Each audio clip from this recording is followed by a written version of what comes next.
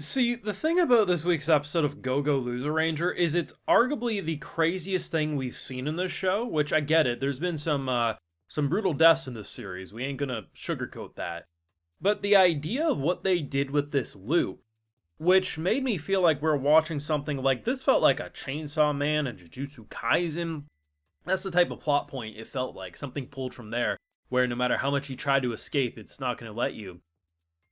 We go into like the whole episode. I'm like, I feel like I'm in this weird cross between Kaiju number 8 season 2 and an alternate version of Windbreaker season 2, because we go into this like abandoned school and it's just the thug life. Buddy says come back on a weekday. I'm thinking, oh, okay, maybe the guy who looks like a Green Ranger, who's apparently the boss, leaves his office, and no, we entered a school day.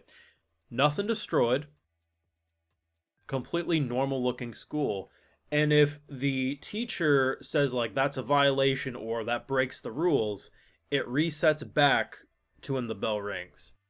So they go over the course of this episode, like they nearly complete the day at one point and then they reset. The mental shenanigans and mind trip it sets these characters on, especially because we're dealing with D, who didn't go to school, so he has to learn a lot of what is and isn't acceptable. But it's actually like a peak horror episode in this psychological thriller kind of way. And arguably, probably the craziest thing and most interesting thing I think this show's done. And I'm really happy they didn't just resolve it in one episode, because there's a lot left to explore. Now, of course, if you want to see my full thoughts on these episodes, support my work. Of course, we got the Patreon full and cut live reactions over there exclusively. I'm very impressed by this episode. I mean, I wasn't sure what we were exactly going to get now that he's with Green. It is weird, I'm not gonna lie. Of all the colors, I feel like green's the one. Green and yellow, I guess, are the two colors I just wouldn't expect to see D in. So it's like I have to get used to it. And it starts off so simple, like, hey, we're gonna have like this Attack on Titan Levi cleaning day. All right, maybe at least open the window so you can see all the dust. And then it goes into, okay, we have a monster we gotta go defeat. Okay, I'm thinking we're building into the kaiju that was in the forest, because they're teasing that there's this kaiju, right? And I don't know what the hell that thing is. I'm not sure if it's a giant ass slug, a Godzilla looking beast. No idea, but I'm all excited for that. And then we go over to the school. And they confirm in this episode 7 of the 12 unique monsters have been destroyed, right? Like, been killed by the actual Rangers. And one of them, of course, we knew from the first core, which was the Rooster. And right now we're dealing with the Snake, who is apparently a master of manipulation and kind of trickery. And I think it's so interesting because it would be very easy to make it like, here's the monster. Like, at face value, there's the snake. And instead, they're making it so much more unnerving by not knowing where it is. I assume it's the boss, who the teacher we saw before, obviously the weekday came around talked to. And he's very clearly in a green uniform, which raises some questions. But I'm very interested how we're going to locate, because if you attack anyone, it's going to reset. So maybe if everyone was in one location and we had one great attack that could one-shot them all, maybe that does it. But it feels like everything we see is the perfect illusion. And the fact that once we completed seemingly the day, like it hit 3 o'clock, seemingly the school day's over, the girl literally came out indoctrinated. And it very much, she's performing like they all do. I'm not sure if it's going to be a situation where, like, until it hits the weekend, it goes back to what it actually is. Or if this is a situation where until they're all fully brainwashed, it can't go back to the ruined rubble. I mean, it's interesting. Like, maybe the snake just really wanted to play principal. I have no idea. But the fact that apparently on weekends, it's windbreaker gang life and do whatever you want.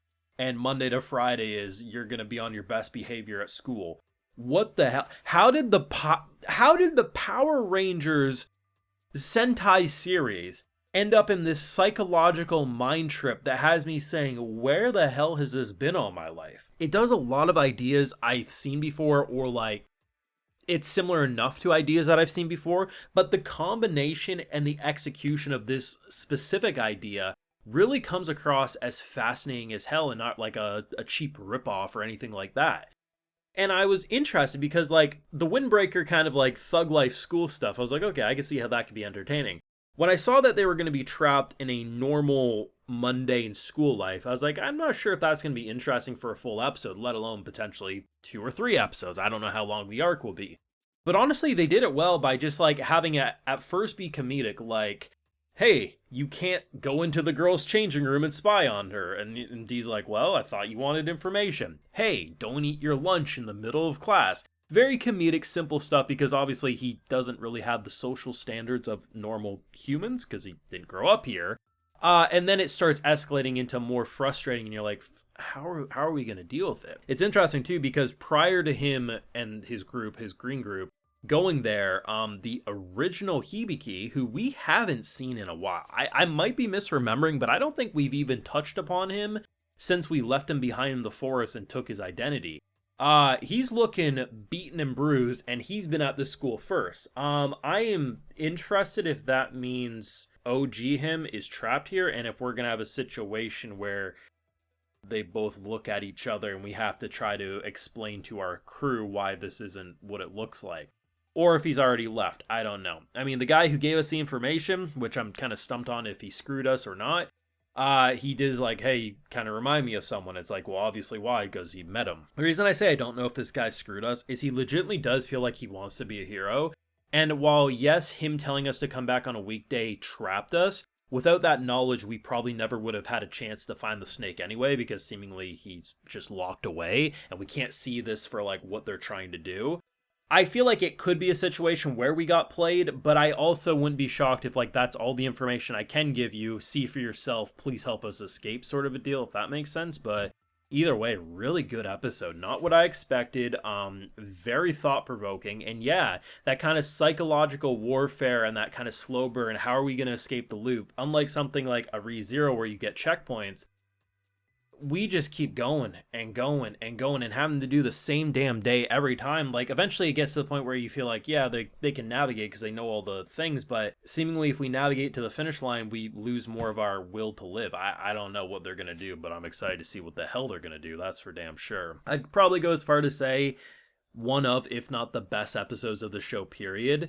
And I don't think that's recency bias. I'm literally, like, it's not like there's a specific shocking moment. It's just the entire concept of the episode and arc is so different than what not only I've come to expect from the show, but even when I didn't know what to expect, it's never had me say, holy shit, this much in this exact way. So I really like it, but of course, let me know what you're thinking down below. What did you think of episode 14 or season 2, episode 2, that Go Go Loser Ranger greatness? Let me know. Leave a like if you enjoyed, subscribe if you're new around here, of course, ring that bell, and like I mentioned, we got those full live reactions over on Patreon, and hey, while you're over there, I'll also give you a video shout out. Alright, so today we got Nicholas Wilhelm, Francis Mandra, Nakochibi, Murano Santiago, June 96, Kanagi, Miguel Frances, Kim Andre Olsen, Dreadseed, and we also have Jacob Winslow. So I appreciate the support, everyone. Please take care, and y'all have a good one.